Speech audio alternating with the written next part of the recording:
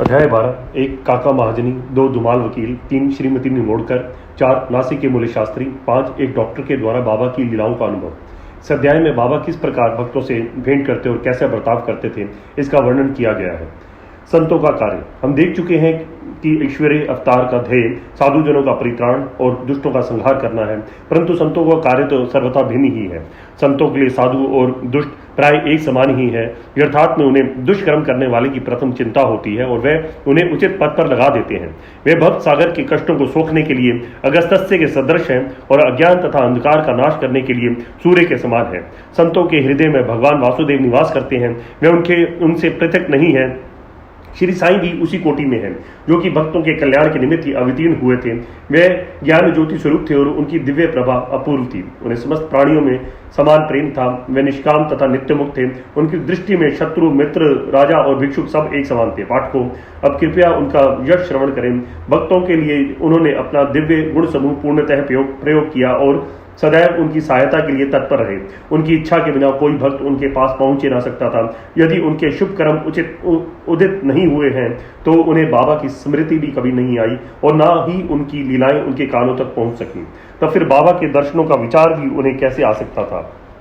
अनेक व्यक्तियों कि श्री साईं बाबा के दर्शन की इच्छा होते हुए भी उन्हें बाबा के महासमाधि लेने तक कोई योग प्राप्त न हो सका।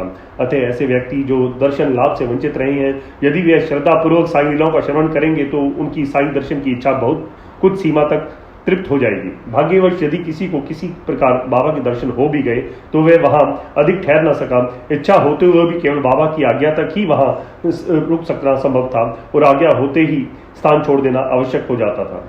अतः यह सब उनकी शुभ इच्छा पर ही अवलंबित था। काका महाजनी। एक समय काका महाजनी बंबई से शिरडी पहुंचे।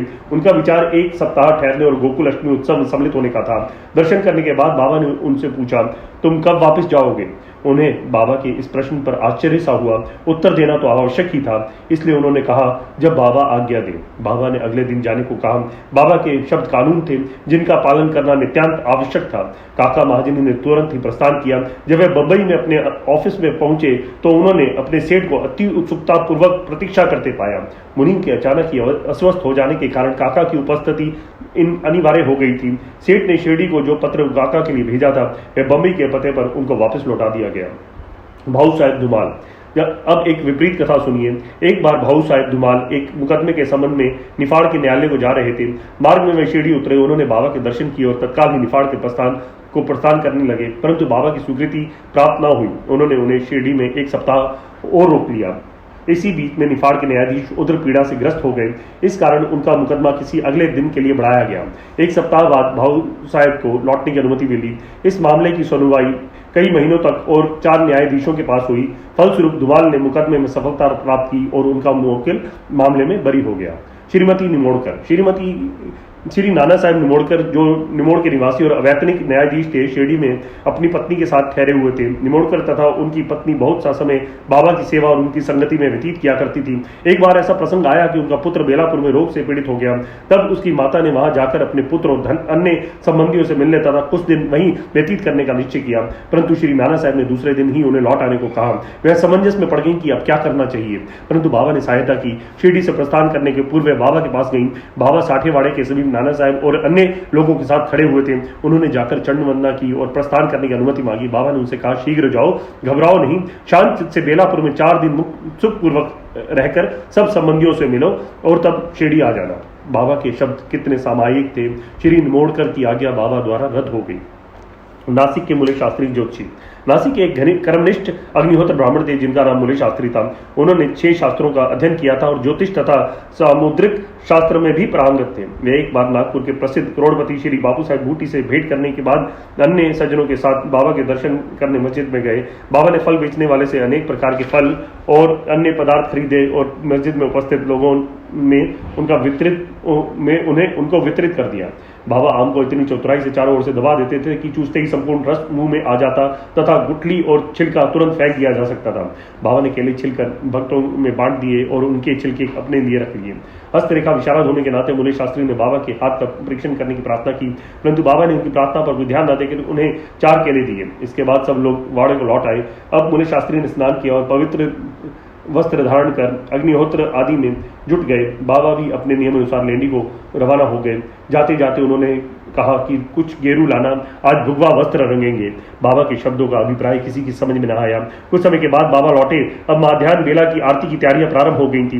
बापू साहब जोग ने मूले से आरती में साथ करने के लिए पूछा।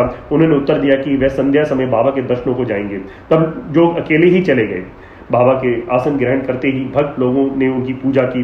अब आरती प्रारंभ होगी। बाबा ने कहा, उस नए ब्राह्मण से कुछ दक्षिणा लाओ।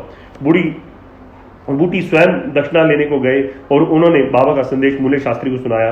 वे पूरी तरह घबरा गए। वे सोचने लगे कि मैं तो एक अग्निहोत्र ब्राह्मण हूँ, फिर मुझे दक्षिणा देना क्या उचित है। माना कि बाबा महान संत है, परंतु मैं तो उनका शिष्य नहीं हूँ। फिर भी उन्होंने सोचा कि जब बाबा श्री के महान संत दक्षिणा मांग रहे हैं और बूटी श्री के करोड़पति लेने को आए हैं, तो वह अवहेलना कैसे कर सकते हैं। इसलिए वे अपने कृत्य को अधूरा ही छोड़कर तुरंत बूटी के साथ मस्जिद को गए। वे अपने को शुद्ध और पवित्र तथा मस्जिद को अपवित्र जानकर कुछ अंतर से खड़े हो गए और दूर से ही हाथ जोड़कर उन्होंने बाबा के ऊपर पुष्प फेंके। एकाएक उन्होंने देखा कि बाबा के आसन पर उनके कैलाशवासी गुरु गोलक स्वामी विराजमान हैं। अपने गुरु को वहां देखकर उन्हें महान आश्चर्य हुआ। कहीं यह स्वप्न तो नहीं है? नहीं, यह स्वप्न नहीं है। मैं पूर्ण जागृत हूं, परंतु जागृत होते हुए भी मेरे गुरु महाराज यहाँ कैसे आ पहुंचे? कुछ समय तक उनके मुंह से एक भी शब्द ना निकला। उन्होंने अपने को चिकोटी ली और पुनः विचार किया, परंतु वह निर्णय न कर सके कि कैलाशवासी गोलक स्वामी मस्जिद में कैसे आ पहुंचे। फिर सब संदेह दूर करके वे आगे बढ़े और गुरु के चरणों पर गिर हाथ जोड़कर स्तुति करने लगे। दूसरे भक्त तो बाबा की आरती गा रहे थे, परंतु मूले शास्त्री अपने गुरु के नाम की ही गर्जना कर रहे थे। फिर सब जाति भाति का अहंकार तथा पवित्रता और अपवित्रता की कल्पना त्याग कर वह गुरु के श्री चरणों पर पुनः गिर पड़े। उन्होंने आंखें मूंद ली, परंतु खड़े होकर जब उन्होंने आंखें खोली तो बाबा को दक्षिणा मांगते हुए देखा। बाबा का आनंद स्वरूप और उनकी अनिर्वचनीय शक्ति देख मूले शास्त्री आत्म विस्मित हो गए। उनके हर्ष का पारावार न रहा। उनकी आंखें अश्रुपूरित होते हुए प्रसन्नता से नाच रही थी। उन्होंने बाबा को उन्हें नमस्कार किया और दक्षिणा दी। मूले शास्त्री कहने लगे कि मेरे सब संशय दूर हो गए। आज मुझे अपने गुरु के दर्शन हुए। बाबा की यह अद्भुत लीला देखकर सब भक्त और मूले शास्त्री द्रवित हो गए। घेरे लाओ, आज भगवा वस्त्र रंगेंगे। बाबा के इन शब्दों का अर्थ अब सबकी समझ में आ गया। ऐसी अद्भुत लीला श्री साईं बाबा की थी। डॉक्टर एक समय एक मामलेदार अपने डॉक्टर मित्र के साथ शिरडी पधारे। डॉक्टर का कहना था कि मेरे इष्ट श्री राम है, मैं किसी यवन को मस्तक ना नमाऊंगा, अतः वे शिरडी जाने में असहमत थे। मामलेदार ने समझाया कि तुम्हें नमन करने को कोई बाध्य ना करेगा और ना ही तुम्हें कोई ऐसा करने को कहेगा, अतः मेरे साथ चलो, आनंद रहेगा। वे शिरडी पहुंचे और बाबा के दर्शन को गए, परंतु डॉक्टर को ही सबसे आगे जाते देख और बाबा की प्रथम चरण वंदना करते देख सबको बड़ा विस्मय हुआ। लोगों ने डॉक्टर से अपना निश्चय बदलने और इस बात यवन को दंडवत करने का कारण पूछा। डॉक्टर ने बतलाया कि बाबा के स्थान पर उन्हें अपने प्रिय इष्ट देव श्री राम के दर्शन हुए और इसलिए उन्होंने नमस्कार किया। जब ऐसे कह रहे थे तभी उन्हें साईं बाबा का रूप पुनः दिखने लगा। वे आश्चर्यचकित होकर बोले, क्या ये स्वप्न है? ये यवन कैसे हो सकते हैं? अरे यह तो पूर्ण योग अवतार है। दूसरे दिन से उन्होंने उपवास करना प्रारंभ कर दिया। उन्होंने प्रतिज्ञा की कि जब तक बाबा स्वयं बुलाकर आशीर्वाद नहीं देंगे तब तक मस्जिद में कदापि न जाऊंगा। इस प्रकार 3 दिन व्यतीत हो गए। चौथे दिन उनका एक इष्ट मित्र खानदेश से शिरडी आया। वे दोनों मस्जिद में बाबा के दर्शन करने गए। नमस्कार होने के बाद बाबा ने डॉक्टर से पूछा, आपको बुलाने का कष्ट किसने किया? आप यहाँ कैसे पधारे? यह प्रश्न सुनकर डॉक्टर द्रवित हो गए और उसी रात्रि को बाबा ने उन पर कृपा की। डॉक्टर को निद्रा में ही परमानंद का अनुभव हुआ। वे अपने शहर लौट आए तो भी उन्हें 15 दिनों तक वैसा ही अनुभव होता रहा। इस प्रकार उनकी साईं भक्ति कई गुना बढ़ गई। उपयुक्त कथाओं की शिक्षा विशिष्ट मूले शास्त्री की यही है कि हमें अपने गुरु में दृढ़ विश्वास होना चाहिए। अगले अध्याय में बाबा की अन्य लीलाओं का वर्णन होगा। श्री सद्गुरु साईनाथ अर्पणस्तु। शुभम वक्तु।